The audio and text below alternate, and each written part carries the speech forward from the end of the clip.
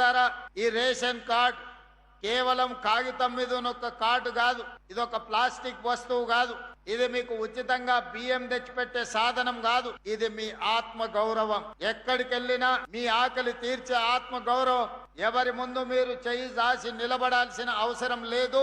ఈ రాష్ట్ర ప్రభుత్వం ఇందిరమ్మ రాజ్యంలో ఏ పేదవాడు కూడా ఆకలితో పస్తులు ఉండకూడదు అని సంకల్పంతో ఆనాటి నుంచి ఈనాటి వరకు మొట్టమొదటి భారతదేశంలో పేదలకు నిత్యావసర వస్తువులను పంచడానికి రేషన్ షాపులను కనిపెట్టిందే కాంగ్రెస్ పార్టీ. ఆనాడు శ్రీమతి ఇందిరాగాంధీ గారు ఇదే మైదానంలో ఇక్కడే బహిరంగ సభ పెట్టి మెదక్ జిల్లా ప్రజలకు విజ్ఞప్తి చేస్తే, మెదక్ పార్లమెంట్ సభ్యురాలుగా మీరు గెలిపిస్తే ఈ దేశానికి ప్రధానమంత్రిగా శ్రీమతి ఇందిరాగాంధీ గారు వన్నె తేవడమే కాకుండా ఈ ప్రాంతాన్ని పారిశ్రామిక వాడగా ఇతర జిల్లాలు, ఇతర రాష్ట్రాలు, ఇతర దేశాల నుంచి లక్షలాది మంది ఉద్యోగ ఉపాధి అవకాశాలను ఇక్కడ శ్రీమతి ఇందిరాగాంధీ గారు కల్పించారు. ఆ ఇందిరాగాంధీ గారే పేదలను ఆదుకోవాలని రోటీ కప్డా ఔర్ మకాన్ అనే నినాదంతో పేదల సంక్షేమం కోసం, పేదల ఆత్మ గౌరవం కోసం అహర్నిశలు పరితపించిన గొప్ప నాయకురాలు శ్రీమతి ఇందిరాగాంధీ గారు. ఆ ఇందిరాగాంధీ గారిని ఆదర్శంగా తీసుకొని